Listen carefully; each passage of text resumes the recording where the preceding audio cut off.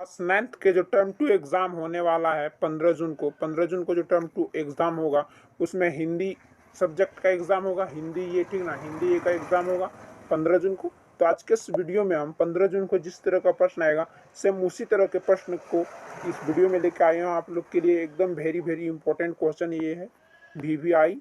आप लोग इसको अच्छी तरीके से वीडियो को फुल वॉच कीजिए, देखिए और अच्छी तरीके से नोट करके इसे आप लोग याद भी कर लीजिए, पढ़ भी लीजिए।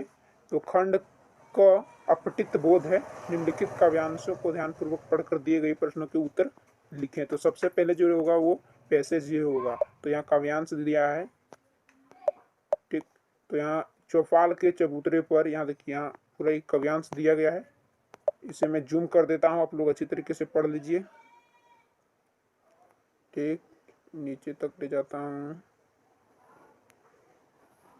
ये नीचे तक आ गया। उसके बाद यहाँ देखिए पहला क्वेश्चन है, चौपाल का जीवन किस प्रकार हुआ करता था। चौपाल का जीवन किस प्रकार हुआ करता था।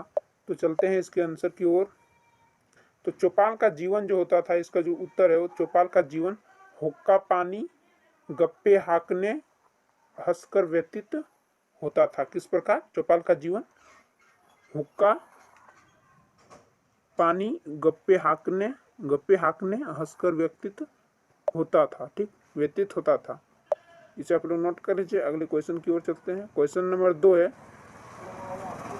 पेड़ काटने का क्या दुष्परिणाम हुआ। दुष्परिणाम क्या हुआ पेड़ काटने का, इसके आंसर की ओर चलते हैं। तो पेड़ के काटने पर कबूतर गए, संख्या सिमट गई, आवाजें सिमटकर चिल्लम की तरह बुझ गई। ये हो जाएगा इस प्रश्न का आंसर। या फिर आप काव्यांश को पढ़कर अच्छी तरीके से भी आंसर दे सकते हैं। जैसे यहाँ काव्यांश में मैं देखता हूँ, पेड़ की डाले काटे गए, कबूतर उड़ गए, दास हुक्के हो गए, आवाज सिमटकर चिल्लम की तरह बुझ गई। तो यहाँ से यहाँ तक इस प्रश्न का आंसर हो जाएगा और मैंने अभी जो बताया वो भी होगा। क्वेश्चन नंबर 3 है कि उपयुक्त काव्यांश का एक शीर्षक लिखें। तो इसका शीर्षक बोल रहा है, यानी इसका शीर्षक क्या होगा। तो इसका शीर्षक जो होगा वो चौपाल का जीवन होगा। क्या होगा इसका शीर्षक, चौपाल का जीवन, ठीक। इसका शीर्षक क्या होगा, चौपाल का जीवन होगा, चौपाल का जीवन। अब चलते हैं अगले प्रश्न की ओर। तो अगला क्वेश्चन है, एक खंड ग से है, पाठ्य पुस्तक से। निम्नलिखित प्रश्नों के उत्तर दीजिए। मेना सेनापति हे से किस प्रकार संबंध स्थापित कर महल की रक्षा करना चाहती थी। मेना जो थी वो सेनापति हे से किस प्रकार संबंध स्थापित कर महल की रक्षा करना चाहती थी। तो इसके आंसर की ओर चलते थे। सबसे पहले इसके आंसर की ओर चलते हैं। तो बालिका मेना अंग्रेज सेनापति हे से कहती है कि वह उसकी बेटी की सहेली है, अर्थात वह उसके पिता के समान है। यह महल मुझे बहुत स्वार्थिक प्रिय है। जिस प्रकार आप अपनी बेटी की इच्छा पूर्ण करते हैं, वैसे ही मेरी यह इच्छा भी पूर्ण कर दीजिए। इस महल को मत तोड़िए। तो ये हो जाएगा इस प्रश्न का आंसर। आप लोग अच्छी तरीके से इसको नोट कर लीजिए, मैं जूम कर देता हूँ, ठीक। और वीडियो पसंद आए तो वीडियो को लाइक जरूर करें, ठीक। अगला क्वेश्चन की ओर चलते हैं। क्वेश्चन नंबर 7 में, यहाँ क्वेश्चन नंबर 6 में 2 क्वेश्चन, एक ऊपर में एक नीचे में। देखिए, तो अगर आप ऊपर वाला का आंसर देना चाहते तो नीचे वाला नहीं देंगे, अगर नीचे वाला देना चाहते तो ऊपर वाला आपको नहीं देनी है। आप दोनों में से कोई एक दे सकते हो। क्वेश्चन नंबर 7 है, सर टॉमस हे के मेना पर दया भाव दिखाने के क्या कारण थे। सर टॉमस हे जो थे, मेना पर दया दिखाने के क्या कारण थे। तो इसके आंसर की ओर चलते हैं। तो क्वेश्चन नंबर 7 का आंसर है, पहले तो सर टॉमस हे नाना के महल को तोड़ना चाहते थे, पर बाद में वे नाना की पुत्री मेना पर दया भाव दिखाने लगे। इसके लिए उन्होंने प्रयास भी किए। इसका कारण यही था कि मेना उनकी मृत पुत्री मेरी की सहेली थी, उसका मेना के साथ प्रेम संबंध था। मेरी उस मकान में आती जाती रहती थी, खुद हे भी वहाँ बराबर आते थे। वे मेना को अपनी पुत्री के समान प्यार करते थे। मेना के पास अभी तक मेरी के हाथ से लिखी चिट्ठी सुरक्षित थी। इन सब बातों से जनवरी है, यहाँ देखिए कुछ गड़बड़ लिख दिया गया, जानकर हे भावुक हो उठे होंगे और उन्होंने मैना पर दया भाव दिखाने का निश्चय क्या होगा। तो ये हो जाएगा इस प्रश्न का आंसर। मैं जूम कर देता हूं, आप लोग देख लीजिए अच्छी तरीके से। अब अगले क्वेश्चन की ओर चलते हैं। क्वेश्चन नंबर 8, लता ने बादल रूपी मेहमान को किस तरह देखा और क्यों। यहाँ देखिए, लता ने बादल रूपी मेहमान को किस तरह देखा और क्यों। तो चलते हैं इसके आंसर की ओर। क्वेश्चन नंबर 8 का आंसर है, लता ने बादल रूपी मेहमान को वर्ष भर इंतजार के बाद बरसने मतलब आने पर उलाहना देकर अपने हल्के फुल्के क्रोध मिश्रित अटूट प्रेम का प्रदर्शन किया। उसने अपनी खुशी और गम उसने यहाँ होता है ना, उसने अपनी खुशी और गम दोनों ही प्रदर्शित किए। ये हो जाएगा क्वेश्चन नंबर 8 का आंसर। अगला क्वेश्चन नंबर 9 है, बच्चों का काम पर जाना धरती के एक बड़े हादसे के समान क्यों है। तो ये बच्चे काम पर जा रहे हैं, उस चैप्टर से क्वेश्चन को लिया गया है, उस कविता से। तो बच्चों का काम पर जाना धरती के एक बड़े हादसे के समान क्यों है। तो इस प्रश्न के आंसर की ओर चलते हैं। क्वेश्चन नंबर 9 की आंसर की ओर। क्वेश्चन नंबर 9 का आंसर है, बच्चे काम पर क्यों जा रहे हैं। यह एक भयानक तथा ज्वलंत प्रश्न इसीलिए भी है क्योंकि बालकों का उज्जवल भविष्य कायम रखने के लिए उनके बचपन से खिलवाड़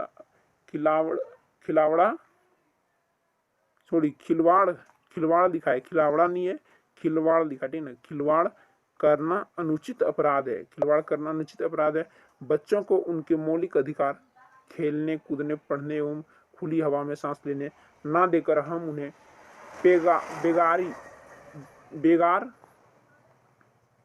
बेगार और मजदूरी के शोषण चक्र में फंसने हेतु मजबूर कर रहे हैं।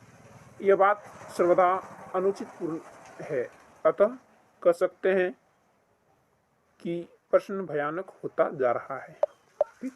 ये क्वेश्चन नंबर 9 का आंसर हो जाएगा। क्वेश्चन नंबर 10 की बात है। क्वेश्चन नंबर 10 है, रीढ़ की हड्डी एकांकी के आधार पर शंकर का चित्रण करें। शंकर का जो चरित्र का चित्रण था उसको यहाँ लिखने बोल रहा है, ठीक ना।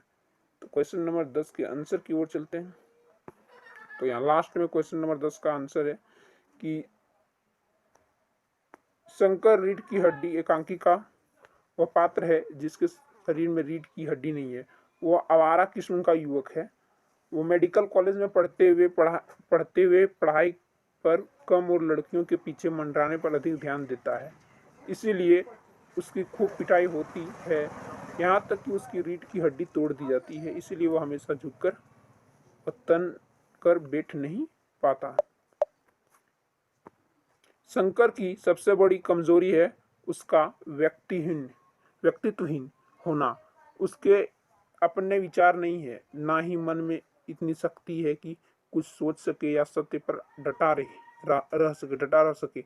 उसके लिए ना कुछ ठीक है ना गलत।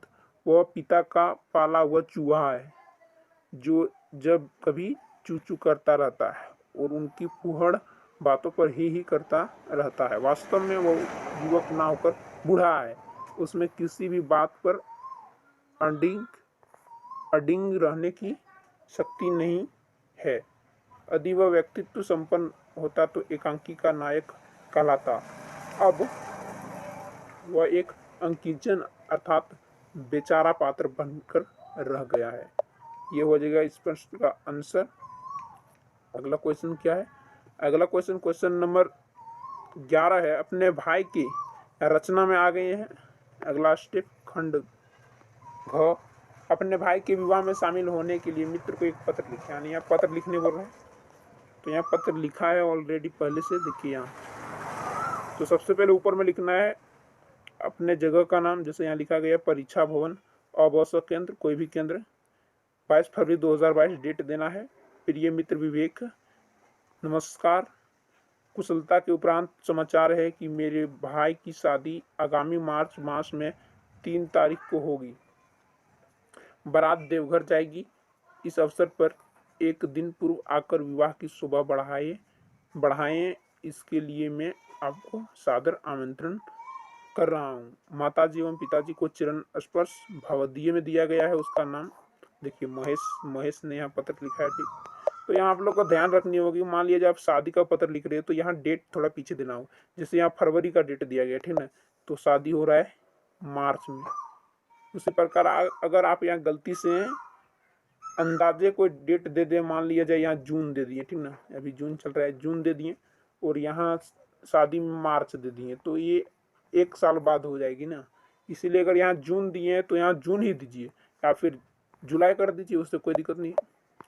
क्वेश्चन नंबर 12 की ओर चलते। क्वेश्चन नंबर 12 गए, दिए गए संकेत बिंदुओं के आधार पर किसी एक विषय पर निबंध लिखें। यहाँ निबंध लिखने पर है तो हम कंप्यूटर पर लिखेंगे। कंप्यूटर में लिखना है कि आज की जरूरत क्या है कंप्यूटर की, संकेत बिंदु में भूमिका, आधुनिक उपकरण, निर्दोष गणक, दुष्परिणाम और उपाय। तो कंप्यूटर के बारे में हम निबंध लिखते हैं, यानी कि पहले से ही लिखा हुआ है, उसको सिर्फ पढ़ेंगे हम। देखिए यहाँ लिखा है कंप्यूटर, हेडिंग में कंप्यूटर लिख देना है। वर्तमान युग कंप्यूटर युग है। यदि भारतवर्ष पर नजर दौड़ाकर देखें तो हम पाएंगे कि आज जीवन के लगभग सभी क्षेत्रों में कंप्यूटर का प्रवेश हो गया है। बैंक, रेलवे स्टेशन, हवाई अड्डे, डाकखाने, बड़े बड़े उद्योग, कारखाने, व्यवसाय, हिसाब किताब, रुपये गिनने की मशीन तक कंप्यूटरीकृत हो गई है। अब भी यह कंप्यूटर का प्रारंभिक प्रयोग है, आने वाला समय इसके विस्तृत फैलाव का संकेत दे रहा है। दूसरा, कंप्यूटर की उपयोगिता। आज मनुष्य जीवन जटिल हो गया है। सांसारिकी गतिविधियों, परिवहन और संचार उपकरणों आदि का अत्यधिक विस्तार हो गया। आज व्यक्ति के संपर्क बढ़ रहे हैं, व्यापार बढ़ रहे हैं, गतिविधियां बढ़ रही है, आकांक्षाएं बढ़ रही है, साधन बढ़ रहे हैं। परिणाम स्वरूप सब जगह भागदौड़ और आबाधाबी चल रही है। स्वचालित गणना प्रणाली इस पागल गति को सुव्यवस्था देने की समस्या आज की प्रमुख समस्या है। कंप्यूटर एक ऐसी स्वचालित प्रणाली है जो किसी भी अवस्था को व्यवस्था में बदल सकती है। हड़बड़ी में होने वाली मानवीय भूलों के लिए कंप्यूटर रामबाण औषधि है। क्या है? रामबाण औषधि है। क्रिकेट के मैदान में अंपायर की निर्णायक भूमिका हो या लाखों करोड़ों अरबों की लंबी गणनाएं, कंप्यूटर पलक झपकते ही आपकी समस्या हल कर सकता है। पहले इन कामों को करने वाले कर्मचारी हड़बड़ाकर काम करते थे, परिणाम स्वरूप काम कम, तनाव अधिक होता था। अब कंप्यूटर की सहायता से काम काफी सुविधा हो गई है। कार्यालय तथा इंटरनेट में सहायक। कंप्यूटर ने फाइलों की आवश्यकता कम कर दी है। कार्यालयों की सारी गतिविधियां फेलोपी में बंद हो जाती है, इसीलिए फाइलों के स्टोरों की जरूरत अब नहीं रही। अब समाचार पत्र भी इंटरनेट के माध्यम से पढ़ने की व्यवस्था हो गई है। विश्व के किसी कोने में छपी पुस्तक, फिल्म, घटना की जानकारी इंटरनेट पर ही उपलब्ध है। एक समय था जब कहते थे कि विज्ञान ने संसार को कुटुंब बना दिया है। कंप्यूटर ने तो मानो उस कुटुंब को आपके कमरे में उपलब्ध करा दिया है। नवीनतम उपकरणों में उपयोगिता। तो आज telephone, rail, bridge, washing machine आदि उपकरणों के बिना नागरिक जीवन जीना कठिन हो गया है। इन सब के निर्माण या यहीं तक के पेज बनाए हैं हम, आगे भी होगा इनके निर्माण या उपयोग। ठीक, तो ये क्वेश्चन नंबर 12 तक हमने हल कर लिया, यानी कि सारे आंसर को देख लिया, लास्ट क्वेश्चन 12 तक। ठीक, वीडियो पसंद आए तो वीडियो को लाइक करें, चैनल पर नए हैं तो चैनल को सब्सक्राइब जरूर करें और साथ में जो पास में आता है बेल आइकन यानी कि घंटा, उसको दबा कर ऑल कर लें ताकि हमारी वीडियो के नोटिफिकेशन सबसे पहले आपके पास पहुँचे। और तैयारी जोर शोर से करें क्योंकि एग्ज़ाम बहुत नज़दीक है। मिलेंगे आपके साथ अगली वीडियो में, तब तक के लिए जय हिंद, जय भारत, वंदे मातरम।